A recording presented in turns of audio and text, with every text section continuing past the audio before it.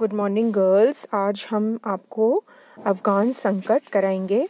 अंतर्राष्ट्रीय राजनीति का ये एक प्रमुख मुद्दा था 1970s और अर्ली 80s में। तो आपको यह ज्ञात होगा कि 27 दिसंबर 1979 को अफ़गानिस्तान में सोवियत सैनिकों ने प्रवेश किया और यहीं से मानी जाती है दूसरे शीत युद्ध की शुरुआत। और ये जो दूसरा शीत युद्ध था, ये पहले शीत युद्ध से इस मायने में डिफरेंट था कि अफ़गानिस्तान में दोनों ही जो कंट्रीज़ हैं, महाशक्तियां हैं, रूस एवं अमेरिका, उन्होंने प्रतिस्पर्धा की पारस्परिक सहयोग के लिए अफ़गानिस्तान में। यानी उन्होंने इतना ज़्यादा यहाँ पर अपना इन्वेस्टमेंट किया इस क्षेत्र को अपने वर्चस्व में बनाए रखने के लिए। और जैसा कि आपको ज्ञात है, अफ़गानिस्तान एक बफर स्टेट है और उत्तरी अफ़गानिस्तान में संयुक्त राष्ट्र संघ के तत्वाधान में तेलोत्खनन करने वाले जो अमेरिकी तकनीशियन थे, उनकी उपस्थिति पर सोवियत रूस ने आपत्ति जताई। तो वैसे तो अफ़गानिस्तान ने कहा कि ये हमारा अंदरूनी मामला है इत्यादि करके, लेकिन सोवियत आक्रमण की संभावना का आधार दिखाकर इसने अमेरिका से सैनिक सहायता मांगी। अब अमेरिका ने सैनिक सहायता से मना कर दिया, लेकिन चूंकि सोवियत रूस ने आपत्ति करी तो इसने अमेरिकी तकनीशियनों को सोवियत सीमांतों के पास से हटा लेने की पूरी तैयारी कर ली। और शाह महमूद काल में अफ़गान शासकों को ये पता लगा कि अमेरिका केवल उस सीमा तक ही अफ़गानिस्तान का साथ देगा कि जब तक उसका कोई सीधा मुकाबला सोवियत रूस से न हो, वरना वो इतनी तवज्जो अफ़गानिस्तान को नहीं देगा। तो अफ़गानिस्तान में जो समसामयिक की प्रक्रिया है वो विविध रूप से चली, क्योंकि अमेरिका ने जो ही पाकिस्तान को सैनिक सहायता देना प्रारंभ किया, अफ़गानिस्तान को अपनी प्रतिरक्षा की चिंता सताने लगी और उसने क्या किया कि सोवियत रूस से सैनिक सहायता मांगी। तो सोवियत रूस की तरफ जब वो अभिमुख हुआ तो सोवियत अफ़गान मैत्री बहुत प्रगाढ़ हो गई और एक बहुत अच्छा वातावरण तैयार हो गया सोवियत अफ़गान मैत्री का। अब इस मैत्री से अमेरिका को बहुत धक्का लगा, तो उसके पास कोई विकल्प नहीं था इस सामीप्य को दूर करने के लिए। तो उसने क्या किया कि जो भी सहायता कार्यक्रम है उसको बढ़ाया। यानी उदाहरण के लिए, यदि अफ़गानिस्तान की वृत्ताकार सड़क के उत्तरी हिस्से का निर्माण सोवियत रूस करता था, तो उसी सड़क के दक्षिणी हिस्से का निर्माण अमेरिका कर देता था। और यदि रूस ने काबुल के हवाई अड्डे का नवीनीकरण किया और उसे आकर्षक बनाया, तो दूसरी तरफ अमेरिका ने कंधार में एक विशाल और आधुनिक हवाई अड्डे का निर्माण कर दिया। तो इस तरीके से हम देखते हैं कि अमेरिका ने जो आर्थिक सहायता है अफ़गानिस्तान को, वो 9 गुना बढ़ा दी ताकि वो सोवियत रूस से अपनी नज़दीकियां अधिक न बढ़ाए। तो ये जो थी, ये परिस्थितियां थीं। अब मैं आपको बताती हूँ कि अफ़गान संकट के जन्म के क्या कारण थे।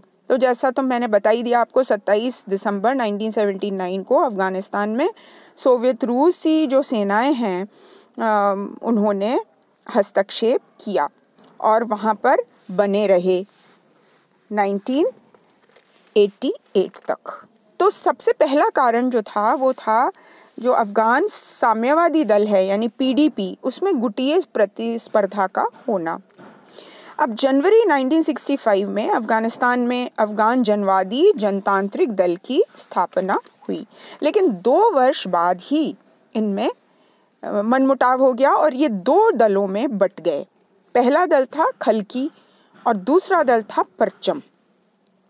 अब खलकी गुट के नेता जो थे नूर मोहम्मद तराकी, और दूसरी तरफ परचम गुट के नेता थे बबरक कमाल। अब अप्रैल 1978 की क्रांति के समय दोनों एक थे, लेकिन बाद में जब ये एक दूसरे के खून के प्यासे हो गए तो बबरक कमाल को उप प्रधानमंत्री के पद से हटा करके चेकोस्लोवाकिया में राजदूत नियुक्त कर दिया गया। और गुटबंदी की जो ये पूरी पॉलिटिक्स थी उसमें विदेशी हस्तक्षेप का मार्ग प्रशस्त हो गया। ठीक है। अब दूसरा कारण था अफगान सरकारों के जनाधार का अभाव।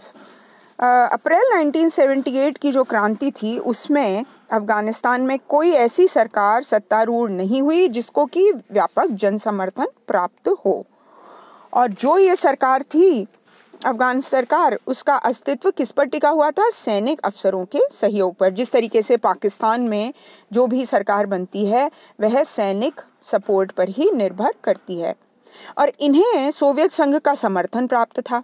इस प्रकार विदेशी सहायता पर टिकी हुई सरकार जन सहयोग के अभाव में अधिक समय तक नहीं चल सकी। तीसरा कारण था अमीन की रूस विरोधी गतिविधियां। तो जो सितंबर 1979 में नूर मोहम्मद तराकी को अपदस्थ करने के बाद हफीजुल्ला अमीन ने सरकार संभाली, वो नए राष्ट्रपति बने, और उनको रूस का हस्तक्षेप पसंद नहीं था। इसलिए उन्होंने अफगानिस्तान को रूसी प्रभाव क्षेत्र से बाहर निकालने की जो जुगत करी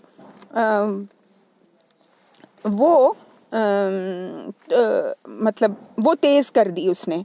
तो इसलिए कुछ विचारकों की ये मान्यता है कि अफगानिस्तान में समाजवाद की रक्षा के लिए रूसी सैनिकों ने हस्तक्षेप किया।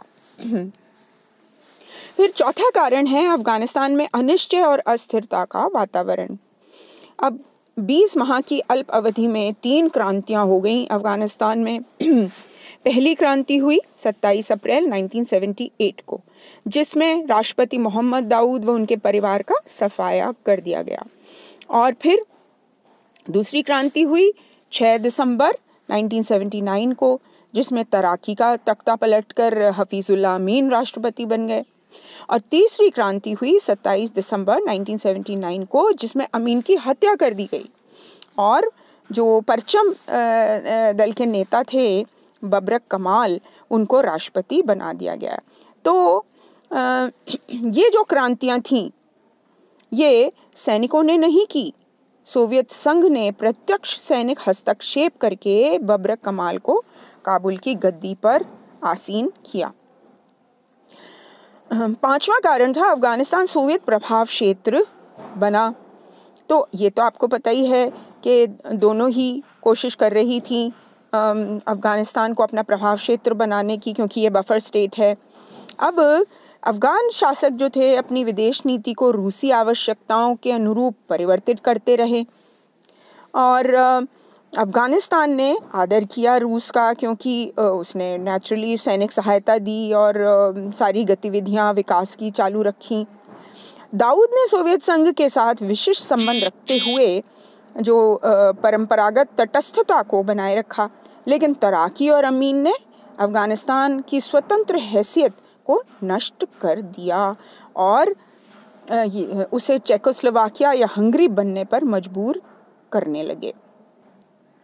अफगानिस्तान के नेताओं ने सौर क्रांति 1978 में करी और अक्टूबर क्रांति रूसी क्रांति का ही विस्तार माना जाता है। तो ये जो चीज़ें थीं, इन क्रांतियों के बाद अफगान नेताओं की यह मनोवृत्ति जो है सोवियत संघ को मजबूर किया, इस मनोवृत्ति ने डायरेक्ट हस्तक्षेप करने के लिए। फिर छठा कारण जो था अफगानिस्तान में सोवियत विशेषज्ञों एवं सलाहकारों का जमाव। उसके अंतर्गत ये है कि 1978 की जो सौर क्रांति है उसके बाद अफगानिस्तान में सोवियत तकनीशियनों एवं सलाहकारों का प्रभाव और जमाव इतना ज़्यादा हो गया कि उनकी राय के बिना कुछ कार्य करना संभव ही नहीं था। सोवियत विशेषज्ञ और सलाहकार अफगानिस्तान के विविध विभागों और जो प्रतिष्ठान थे उसमें कार्यरत थे, और इसी के परिणाम स्वरूप जो हस्तक्षेप था उसको करने का सुअवसर सोवियत रूस को प्राप्त हो गया। एक और महत्वपूर्ण कारण जो था वो यह था कि अफ़गानिस्तान में सोवियत संघ के हस्तक्षेप का इसलिए भी किया उन्होंने ताकि वहाँ पे जो गर्म पानी का जो बंदरगाह है वो उनको प्राप्त हो जाए।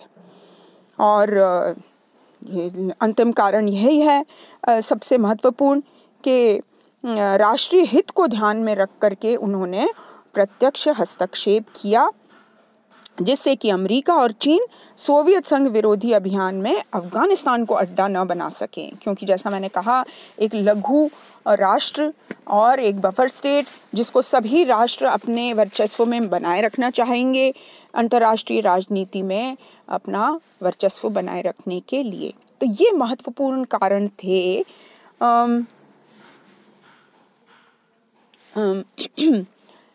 सोवियत हस्तक्षेप के अफ़गानिस्तान में। अब इसी से जुड़ा हुआ प्रश्न जो है वो यह है कि अफ़गानिस्तान जो क्राइसिस है, यानी जो सोवियत हस्तक्षेप हुआ है, उसने अंतर्राष्ट्रीय राजनीति को किस प्रकार प्रभावित किया। तो सबसे बड़ा प्रभाव तो यह था कि दूसरे शीत युद्ध की शुरुआत हो गई और तनाव शैथिल्य को धक्का लगा, यानी जो एक देतांत की स्थिति अमेरिका और रूस के बीच, सोवियत रूस के बीच हो गई थी, वह अब वापस से शीत युद्ध की तरफ उन्मुख हो गई। दूसरा कारण या दूसरा जो एक प्रभाव अंतर्राष्ट्रीय राजनीति पर यह था कि नव शीत युद्ध की शुरुआत हो गई और फिर से हथियारों की होड़ शुरू हो गई और जो भी ट्रीटी साइन करी थी अमेरिका और सोवियत रूस ने, SALT I and II, उनको धक्का लगा। यानी ये ट्रीटीज थी सामरिक अस्त्र परिसीमन वार्ता, जिनके तहत ये हथियारों की होड़ को ख़त्म करेंगे। लेकिन काबुल में 80,000 सोवियत सेनाओं की उपस्थिति जो थी, उसकी वजह से दोनों देशों के बीच तनाव जो है वो चरम सीमा पर पहुंच चुका था। तीसरा जो प्रभाव अंतर्राष्ट्रीय राजनीति पर पड़ा वह था पाकिस्तान की बढ़ती हुई चिंता। जो पड़ोसी राष्ट्र थे ईरान और पाकिस्तान, यानी अफ़गानिस्तान के जो पड़ोसी राज्य थे, उनमें गहरी चिंता उत्पन्न हो गई कि दक्षिणी पश्चिमी एशिया में 30 वर्ष से जो संतुलन चला आ रहा था वो अस्त व्यस्त हो गया, क्योंकि पाकिस्तान में 5 लाख अफ़गान शरणार्थियों ने शरण ली। अब आप समझ सकते हैं कि यदि किसी देश में इतनी अधिक मात्रा में कोई शरण लेगा तो वह देश इन शरणार्थियों की किस प्रकार देखभाल वगैरह करेगा। और पाकिस्तान ने अपने आप को, स्वयं को अक्षम माना इस प्रॉब्लम से लड़ने के लिए। तो उसने सुरक्षा के लिए अमेरिका की ओर वह उन्मुख हुआ और भारी सैनिक सहायता अमेरिका ने पाकिस्तान को दी, जिससे भारत की सुरक्षा को भी गहरा धक्का लगा और इस भारत को भी चिंता उत्पन्न होने लगी। चौथा जो प्रभाव अंतर्राष्ट्रीय राजनीति पर पड़ा वह था अमेरिकी चीनी गठजोड़ को बढ़ावा मिला। यानी अफ़गानिस्तान क्राइसिस जो है, यानी सोवियत हस्तक्षेप जो अफ़गानिस्तान में हुआ, उससे अमेरिका और चीन एक दूसरे के बहुत नज़दीक आ गए, क्योंकि अमेरिका और चीन दोनों ही सोवियत रूस की जो शक्ति है और प्रभाव है उसके विस्तार को रोकना चाहते थे। और इसीलिए श्रीमती गांधी ने चेकोस्लोवाकिया में सोवियत हस्तक्षेप के संबंध में ये अपनाई ये नीति के चेकोस्लोवाकिया में भी सोवियत रूस हस्तक्षेप करे। वास्तविकता क्या थी कि हंगरी और चेकोस्लोवाकिया भारत से 7,000 किलोमीटर दूर थे और अफ़गानिस्तान भारत का पड़ोसी, और भू राजनीति की दृष्टि से भारत उपमहाद्वीप का अंग भी माना जाता है अफ़गानिस्तान पे, क्योंकि पहले आप इतिहास उठाकर देखेंगे तो आप ये पाएंगे कि अफ़गानिस्तान जो है वो भारतीय उपमहाद्वीप का ही भाग था। तो जो मध्यवर्ती राज्य थे सोवियत संघ और भारत के बीच, पाकिस्तान और अफ़गानिस्तान दो मध्यवर्ती राज्य थे, लेकिन अफ़गानिस्तान पर प्रभाव कायम हो जाने से सोवियत संघ भारत के काफ़ी निकट आ गया और अफ़गानिस्तान में पैर जमाने के बावजूद उसने ईरान और पाकिस्तान पर भी दबाव डालने की कोशिश की, जिससे क्या हुआ शीत युद्ध था वह भारत के दरवाजे पर भी दस्तक देने लग गया। अब अमेरिका ने जब 4 अरब डॉलर्स की सैनिक सहायता दी पाकिस्तान को, तो भारत को भी सहायता लेनी पड़ी रूस से, और शीत युद्ध जो है वो उसका विस्तार हो गया। एक और जो महत्वपूर्ण प्रभाव अंतर्राष्ट्रीय राजनीति पर पड़ा वह था गुटनिरपेक्ष आंदोलन को विभाजित करने की नीति। यानी गुटनिरपेक्ष आंदोलन भी अफगानिस्तान संकट का शिकार होते होते बचा। अफगानिस्तान में सोवियत हस्तक्षेप के प्रश्न पर कुछ देशों ने यानी प्रमुख रूप से जो पाकिस्तान था उसने दिल्ली शिखर सम्मेलन की निंदा की, और मिस्र और ईरान रूसी कार्रवाई की पहले ही निंदा कर चुके थे। तो इस तरीके से दो फाड़ होने की गुंजाइश थी गुटनिरपेक्ष आंदोलन में। हालांकि हुआ नहीं, लेकिन काफ़ी कोशिशें की गईं। तो ये जो था अफ़गानिस्तान संकट, इसके ये प्रभाव पड़े अंतर्राष्ट्रीय राजनीति पे। एक बात यहाँ पर महत्वपूर्ण और मैं बता देना चाहती हूँ कि यूएनओ और अफ़गानिस्तान संकट यानी यूएनओ ने किस प्रकार डील किया अफ़गानिस्तान क्राइसिस को। तो सुरक्षा परिषद में जो प्रस्ताव पारित हुआ सोवियत संघ से अफ़गानिस्तान में अपनी गतिविधियां समाप्त करने का, उस प्रस्ताव को तो रूस ने वीटो कर दिया। और जो महासभा में प्रस्ताव पारित किया गया, उस प्रस्ताव पर जो अफ़गानिस्तान के विदेश मंत्री थे शाह मोहम्मद दोस्त, उन्होंने कहा कि ये हमारा अंदरूनी मामला है, घरेलू मामला है, और हम नहीं चाहते कि अंतर्राष्ट्रीय राजनीति में इसे उछाला जाए। तो ये जो था यूएनओ में इस प्रकार से अफ़गान क्राइसिस को डील किया गया। बाकी नेक्स्ट लेक्चर में। So all for today, thank you.